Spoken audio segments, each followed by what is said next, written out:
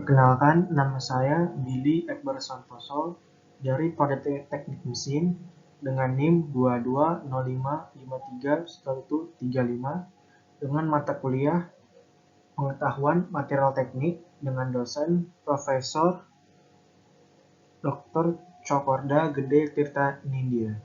Saya di sini akan sedikit menjelaskan tentang materi fase equilibria, fase change, and fase karakteristik. Yang pertama, introduction. Fase didefinisikan sebagai bagian dari suatu sistem yang seragam secara kimia dan fisika secara keseluruhan dan dapat dipisahkan dari bagian dari sistem dengan membatasi permukaan. Sebuah sistem adalah bagian dari materi alam semesta yang dapat kita pilih untuk pertimbangan. Keseimbangan antara dua atau lebih fase dalam suatu sistem adalah mudah terjadi dengan bantuan aturan fase yang diturunkan termodinamika oleh J. William Gibbs sejak tahun 1878. Yang kedua, the phase rule and definition. Sementara definisi fase telah diberikan di atas, khususnya penting dalam menerapkan aturan fase adalah jumlah fase. Gas yang saling bercampur, campuran gas dalam sistem apapun hanya terdiri dari satu fase. Cairan yang dapat bercampur sama membentuk satu fase. Sedangkan dalam kasus cairan yang tidak dapat bercampur, jumlah fase sama dengan jumlah cairan dalam sistem. Benda padat yang memiliki komposisi kimia yang sama tetapi struktur kristal yang berbeda, polimorf, merupakan fase yang berbeda. Dan begitu juga padatan yang berbeda dari komposisi kimia yang berbeda, kecuali padatan yang membentuk padatan larutan. Misalnya, kuningan adalah paduan fase tunggal tembaga dan seng, dan rubi adalah fase tunggal aluminium oksida yang mengandung kromium oksida larut. Perlu dicatat bahwa suatu fase tidak perlu berada dalam satu fase satuan, tapi dapat dibagi lagi menjadi beberapa unit yang lebih kecil. Namun, subdivisi seharusnya tidak dibawa ke dimensi molekul. Jumlah komponen pada keseimbangan adalah bilangan terkecil konstituen variabel independen. Dalam hal komposisi setiap fase sistem dapat dinyatakan sistem air di titik triple misalnya hanya memiliki satu komponen, karena ketiga fase S dan uap pada dasarnya adalah komposisi H2O. Mengingat lagi sistem yang lebih kompleks, seperti disosiasi kalsium karbonat menurut persamaan yang ada di bawah di sini pada gambar di atas. Ada tiga fase yaitu CaCO3 padat, CaO padat, dan gas CO2. Tetapi jumlah komponennya 2 karena komposisi masing-masing dari tiga fase dapat dinyatakan dalam dua molekul spesies, misalnya CaO dan CO2. Jumlah derajat kebebasan suatu sistem adalah minimum jumlah faktor variabel independen, seperti suhu, tekanan, dan konsentrasi, yang harus ditentukan untuk menentukan sepenuhnya keadaan keseimbangan suatu sistem.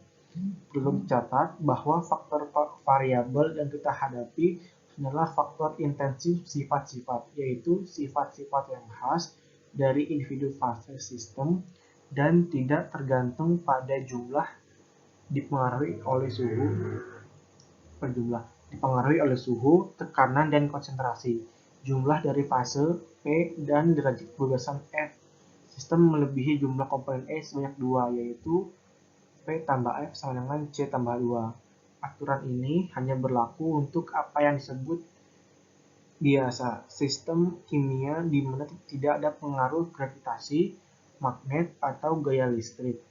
atau aksi permukaan yang hadir. Fase aturan adalah generalisasi yang penting. Yang ketiga, fase equilibria of one and two component system. One component system. Bahan murni merupakan sistem satu komponen. Dalam sistem seperti itu, fase yang berbeda memiliki komposisi yang sama. Dalam sistem seperti itu, fase yang berbeda memiliki komposisi yang sama. Sebuah diagram seperti gambar 1.1a yang memberikan kondisi keseimbangan antara berbagai bentuk atau fase suatu zat disebut kesetimbangan diagram atau diagram fase. Diagram seperti itu sangat menarik informasi, mempertimbangkan misalnya kesetimbangan cair uap di satu terbukti bahwa dengan mengubah kondisi ke C yaitu konstan tekanan dan penurunan suhu atau ke D yaitu suhu konstan dan peningkatan tekanan uap menghilang sempurnanya dan cair saja tetap. Sedangkan perubahan kondisi ke A yaitu kenaikan suhu pada tekanan konstan, atau ke B yaitu penurunan tekanan pada suhu konstan menghasilkan penghilangan total cair sehingga hanya uap yang tersisa. Selain fase stabil, sistem metastabil mengalami perubahan spontan. Misalnya jika sejumlah kecil padatan ditambah kecairan uap, sistem pada kurva OA ada pemadatan langsung dari seluruh cairan dan sebagai tanggapan suhu dan tekanan bergeser ke beberapa titik di OA. Sistem metastabil, seperti yang terlihat dari gambar 1.1a, memiliki tekanan uap yang lebih besar daripada stabil di suhu yang sama. Dapat dengan mudah dilihat dari gambar 1.1a bahwa jika uap pada tekanan di bawah titik triple cukup disaring, uapnya lewat langsung ke dalam bentuk padat tanpa campur tangan cairan fase. Untuk uap air, ini mewakili kondisi untuk pembentukan embun beku dan salju. Dengan demikian, penurunan suhu yang tiba-tiba jika tekanan parsial uap air di dalam atmosfer kurang dari 4,6 mmHg menghasilkan pembentukan langsung es. Sementara gambar 1.1a menyajikan informasi yang tersedia tentang fase air yang terjadi pada tekanan dan suhu sedang.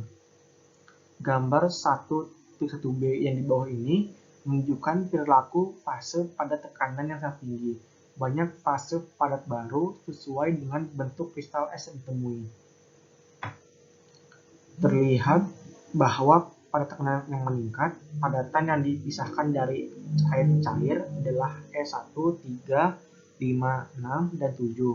S2 bagaimanapun hanya dapat diperoleh dari bentuk padat lainnya, misalnya S1, 3, atau 5, dengan mengubah suhu atau prosedur yang sesuai. Menariknya, titik leleh S7 yang ada di atas sekitar 20.000 tekanan atm lebih dari 100 derajat. Two component system. Bahan dengan dua komponen disebut sistem biner. Lumayan umum di semua jenis kombinasi dua komponen adalah hubungan pembekuan leleh. Gambar 1.2 menunjukkan hubungan fase dari dua sistem rekayasa penting. Garis OA pada gambar 1.2a untuk sistem H2O NaCl mewakili larutan garam NaCl dalam air garam, dan garis OB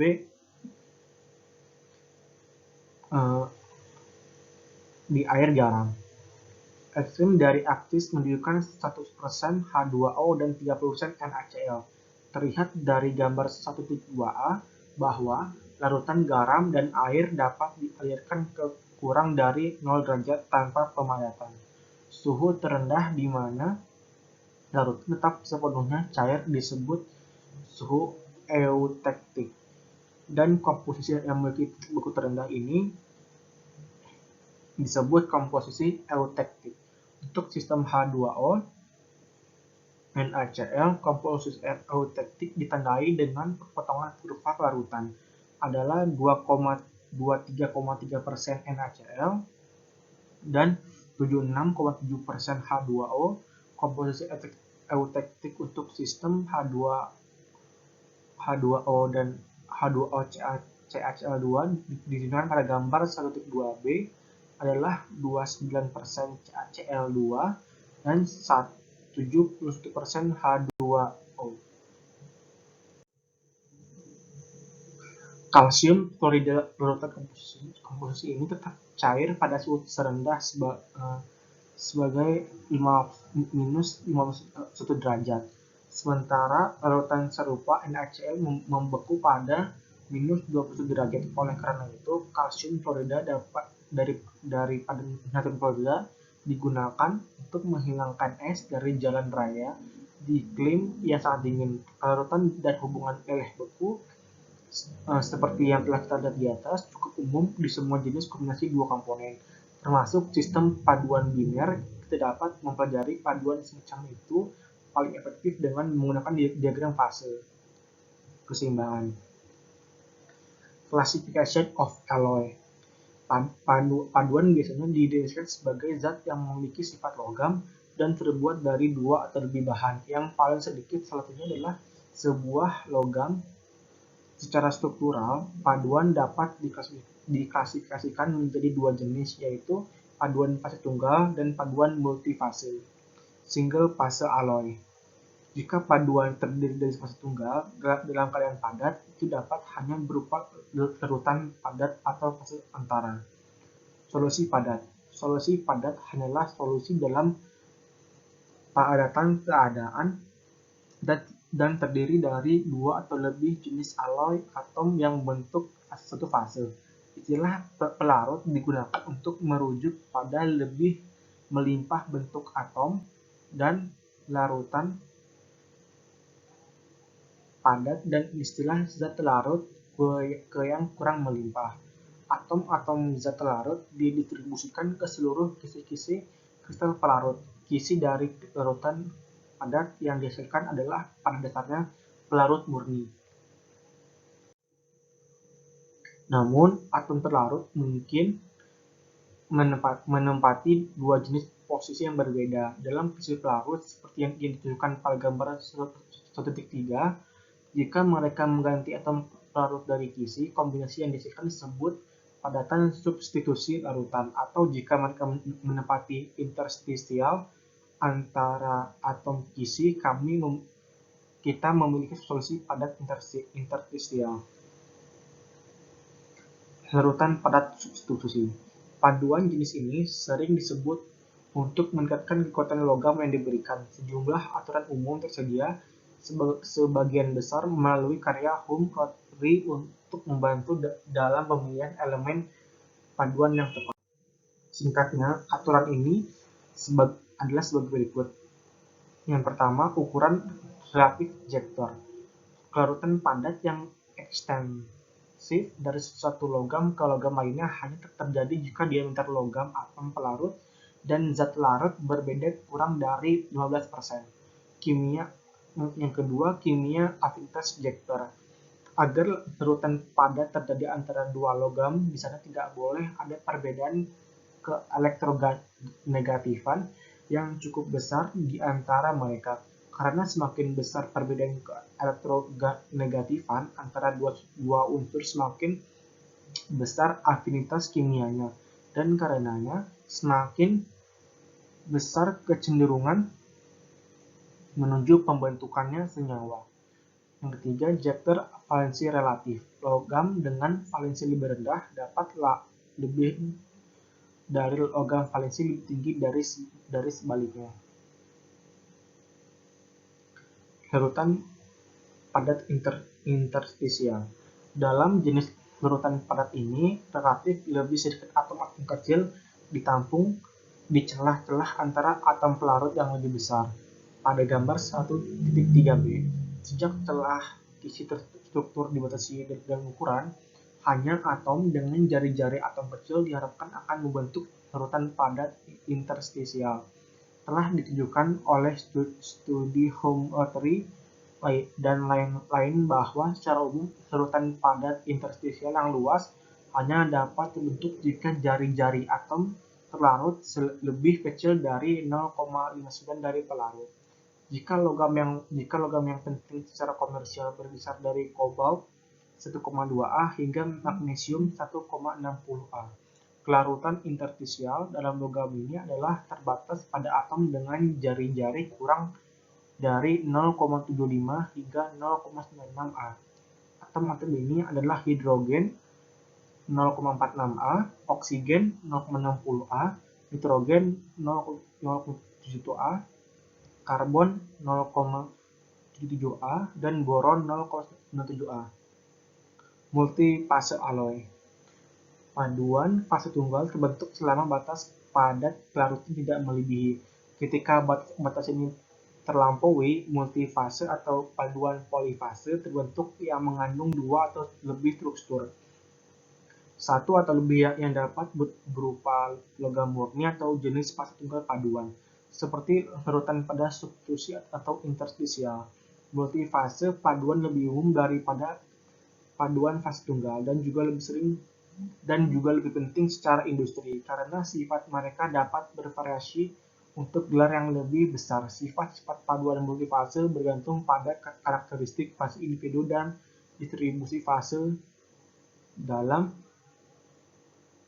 hubungan fase dari paduan multifase diberikan oleh diagram fase mereka. Sekian pemaparan materi dari saya. Mohon maaf jika ada materi yang kurang dan kurangnya dalam menyampaikan materi ini. Sekian dari saya, terima kasih.